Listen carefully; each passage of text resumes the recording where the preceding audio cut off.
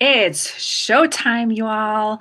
All right. So, welcome everyone as you're coming in. This is Weekly Wednesday Wisdom, and we are going to be talking about toxic work environments. So, as you're coming in, go ahead and drop in your name, where you're from. Tell us a little bit about your morning so far. Ours was an early morning for sure. So, I would love to see all you guys. Hi, welcome in, you all. Beautiful, beautiful. We'll wait another few seconds here and then we'll go ahead and we'll get started on our topic today of toxic work environment and how you can overcome that, because there are ways to do it and it's not just leaving the company. All right, today, guys, we are talking about the signs of a toxic work environment and how we can solve them. All right, it's actually simpler than you think. I mean, a toxic workplace, it's more than just a job you hate to go to every day, or roll out of your bed into your work from home environments, right? We've all had bad Mondays. We've had challenging weeks. We've had frustrating months. That's called life. And it's also the cyclical nature of a career. But here's the thing though, if you're unable to make it through a bad Monday, you're unable to survive a challenging week, you're unable to learn valuable lessons from a frustrating quarter, that's a problem. And it's not just with your work environment, it could be with you too. Okay, so I'm here to be honest as always and candid with you. Okay, that's really important to me. So y'all, a toxic work environment is like having all of those challenges on repeat, right? Without a break. It's like the kids with colic, right? God bless any of you who've had to deal with that. It's like nonstop. It's environments that breed unrest, competition, low morale, constant stressors, negativity, sickness, high turnover, even bullying. Do y'all know how bullying happens in the workplace too, not just at kids' schools? Even worse, guys, here's the thing, and this is what I really want to express to you, is toxic workplaces, they rarely stay at work. And you know why? Because they follow you home. They take over our conversations with loved ones because all we can talk about is that toxic work environment, that toxic boss, or whatever it is. It causes worry and stress. For example, I'll give you, I had a recent client and she was in a toxic work environment. She thought she was. All she could talk about every single session we had, even though we would keep redirecting, was talking about that boss, talking about the environment, how bad it was. And you know what? It stole away from her much needed sleep. It stole away from the fun that her spouse was trying to have with her. It stole away from the things that mattered in life. Okay. So I want to stress to you guys how important it is to take control. Okay. This is taking control of that toxic work environment. So first of all, I want to give you some signs of a toxic work environment. And then I'm going to give you like a little solution at the end of each one as to what you can do about it. Okay. Who's ready? All right, so the first sign of a toxic work environment is bad communication, okay? You have insufficient, confusing, aggressive communication. That's the culprit of so many solvable problems, guys, in the workplace. I don't know if you know this, guys, but communication skills are the most important skills needed in any successful organization. Why? We deal with people and people talk, right? So much falls under the communication umbrella, right? We have listening, both as a manager, as an employee, okay? Verbal communication, written communication, preferences on how to communicate. The list goes on and on and on. So how can you tell if bad communication is leading to workplace toxicity? So here, you have constant lack of clarity around projects. How many of y'all been there? It's like, here, we got to get this done. And you're like, how, what, or it's really confusing, right, as to who's doing what and how you're going to get there and what the actual goal is, because it's constantly moving, right? You're going to have different employees receiving different messages, right? We've all been there too. Passive aggressive communication. Oh, I know that one personally, okay? Failure to listen. How about walking on eggshells? You go into a meeting, you're like, should I say that? Should I not? Should I get on the phone and tell my boss this or employee this or not? Guys, bad communication often leads to confusion and a lack of purpose for the employees. Guys, we talk about this all the time here of designing the best you And everyone here has a purpose. Everyone here, everyone. So what happens if those employees are confused and they have a lack of purpose? They're feeling down. They start leaving, right? That's not good. So what's a solution to that? So here's a solution. If your company has bad communication methods, hold on tight, okay? Hold on tight. You can't change everyone else. You got to remember this. You cannot change everyone else. You can improve by learning your own personality and then learn the personalities of those you closely work with. Sometimes what happens, I've done this before, we all have done it personally and professionally, is we may have either a directly opposite personality of the person. For example, I'm a very data-driven person and I come at people with data. I'm like, I need to know this. Why did this happen? Blah, blah, blah. But if I'm not careful and I come at people who are not data-driven people and they are more like, I like everything to be fun and it's off the seat of the pants all the time, or I care about the communities more than anything and who cares about data, blah, blah, blah. What's going to happen is we're going to butt heads and we're not going to seek to understand each other. Okay, so knowing how to communicate with others, whether of the same or opposite personality, guys, it can save your relationships and ultimately the company. So I challenge you to stand up and be the first. We do a lot of personality profiling and training in our coaching programs because communication is huge. It's huge. Think about even just with your own spouse, with your kids. It's so important, right? If you got a kid with an opposite personality, you butt heads. I remember my sister and my grandma growing up, and they had the same personality, both stubborn, bullheaded, like to have fun, but couldn't work together. And as they started to learn over years, it was years, as they started to learn over the years, they started to understand each other better and start to meld and were able to work together on things. They were able to work together when my sister had her child and she was the same way. Hey, grandma, how can I? Right? So this is really important, okay? So that's the first one, is bad communication in a toxic work environment, okay? The second one is how you know there's a toxic work environment going on. Cliques, exclusion, gossip. Think about this. I want the workplace to feel like 8th grade all over again. Says nobody ever. So when it actually feels like 8th grade all over again, it's frustrating, right? We all know what a clique looks like, right? It's that group of people, whether they're at work, they're at school, they're at church, they're at a community volunteer program, right?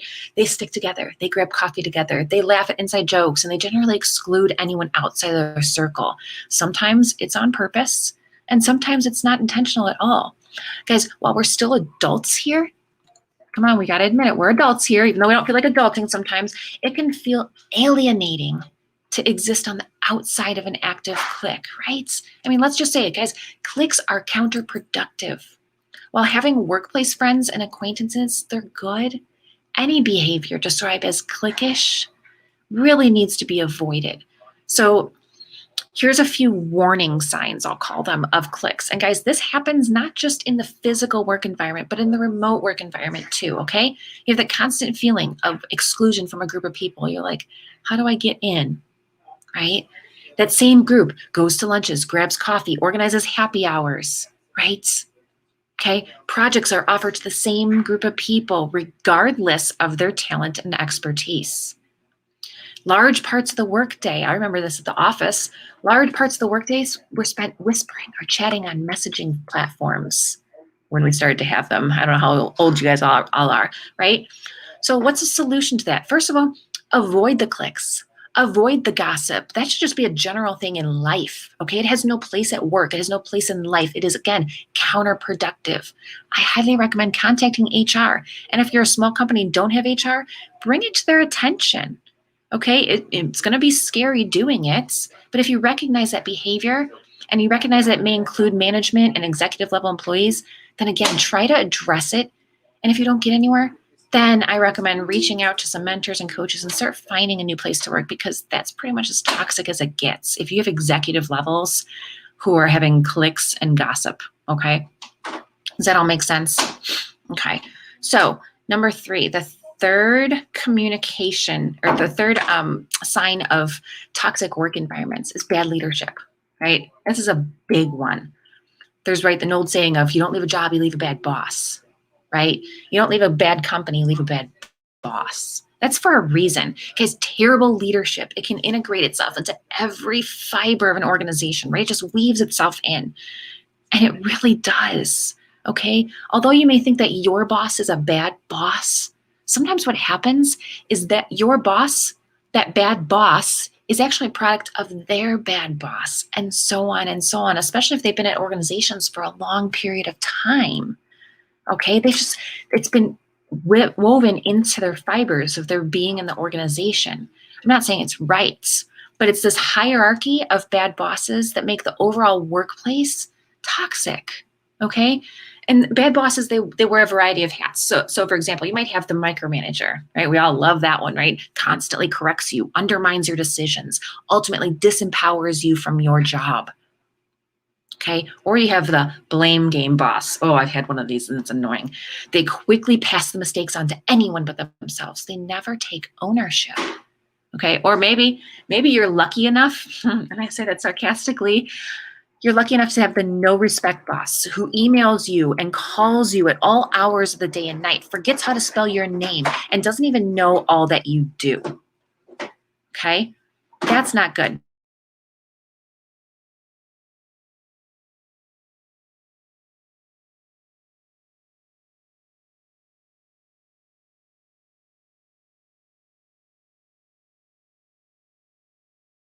Kiddos and their loud toys. Okay, so maybe you have that kind of boss, right? Where they're just like, no respect. I've been there, and you feel like you have to like be loyal to them. You have to answer, and that puts stress on yourself in your work environment and outside at home. That's not good, right? It's not good at all, right? It does. It starts at the top, right? It really, really does. And you also have to give those people grace because they may, like I said, learn from their bosses and think that's the way to run an organization. Guys, the solution to that, the bad leadership is definitely a bad sign, but it's not impossible to overcome. So again, it all goes back to communication and personality. Work on learning their personality. Come at them as like a friend.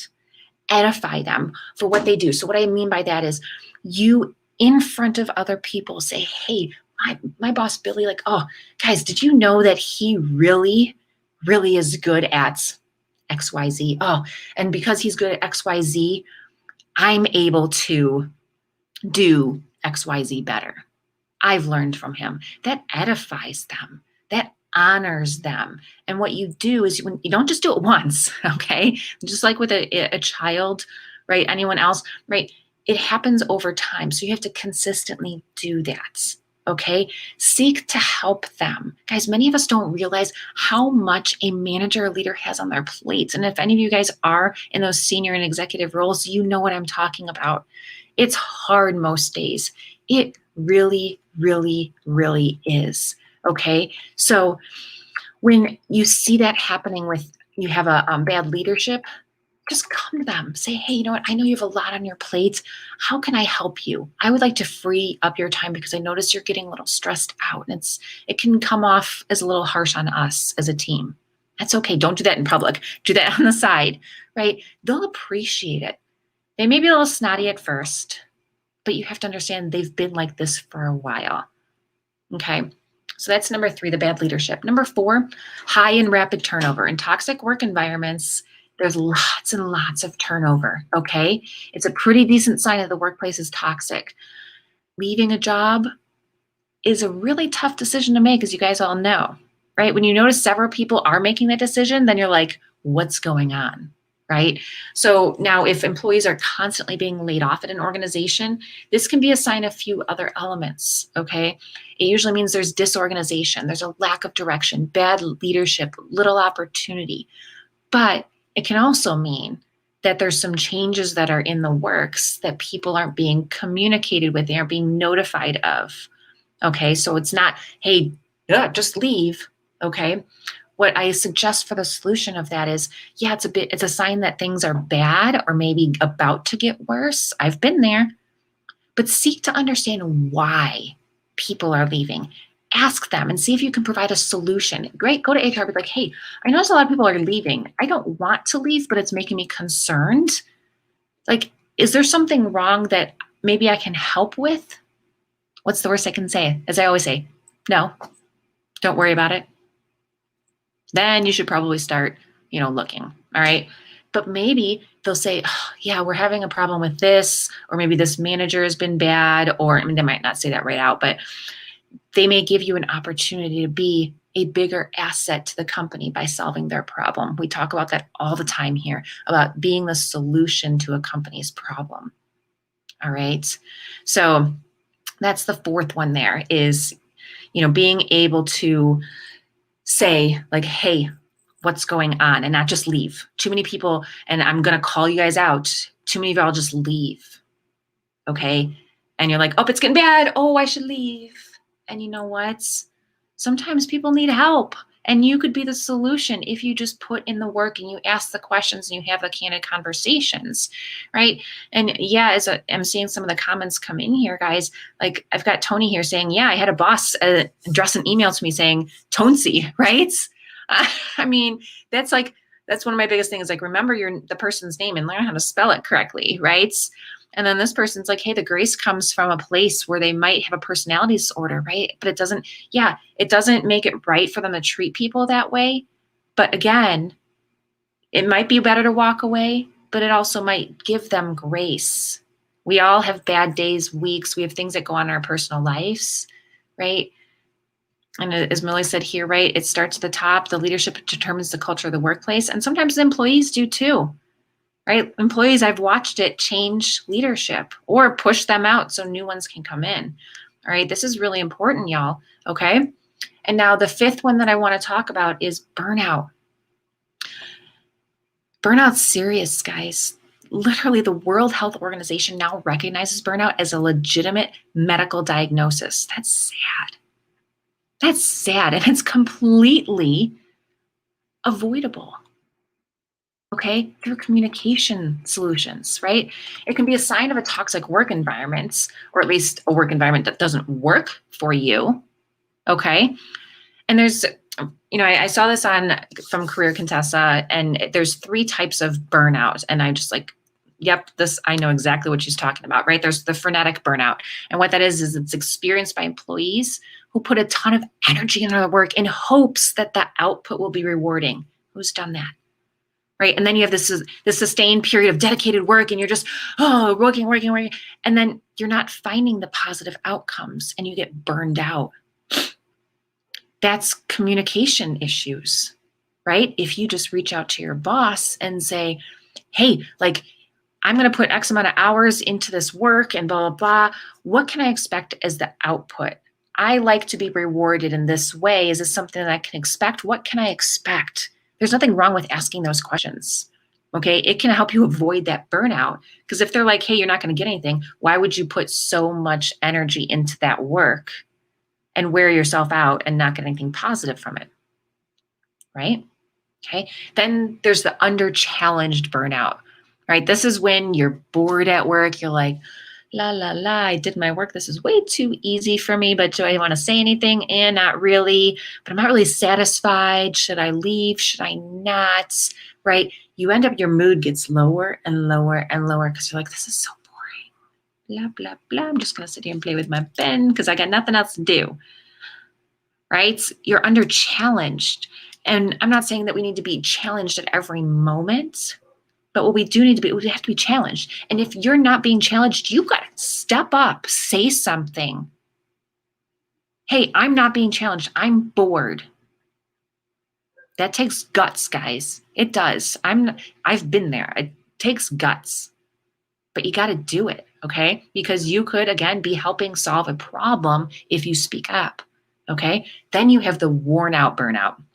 This is from the employee that's like, I've just resigned about the work after experiencing consistent work stress, right? Over a long period of time, right? You're having very little rewards, right? You feel disillusioned, you're uninspired, right? You are just worn out because you have been constantly working and it's stressful over long periods of time. Okay, that's not good either. That's, again, you can speak up. All right, you guys, you need to feel empowered. Be empowered. Okay, no one's going to do it for you. No one's going to hold your hand. This is on you. All right, so if you're suffering from any one of those three, seriously, you can flee your workplace, but I'm going to challenge you on this. What's going to happen is if you don't fix those problems with yourself now and figure out why you're getting burned out, and if it has anything to do with you and not setting boundaries or speaking up, it's going to happen at the next place, and it's going to happen at the next place. And if you just end up not working anymore, it's going to happen in your home. Okay? Sometimes, guys, you may be so burned out from all the work that you actually do have, and that's valid. Go speak to your boss. Oh, Billy, I am so overwhelmed. I have these projects on my plate. I used to go to my boss all the time. And if anyone knows me from working at Dentsply, I'd sit there and say, okay, here's all the projects I have. This, blah, blah, blah. And literally my boss would be like, nope, you're not doing that one. Nope, you're not doing that one. But it's needed. Yeah, but you're going to get burned out. I need you. The company needs you. We will work on this later. Not important. Okay?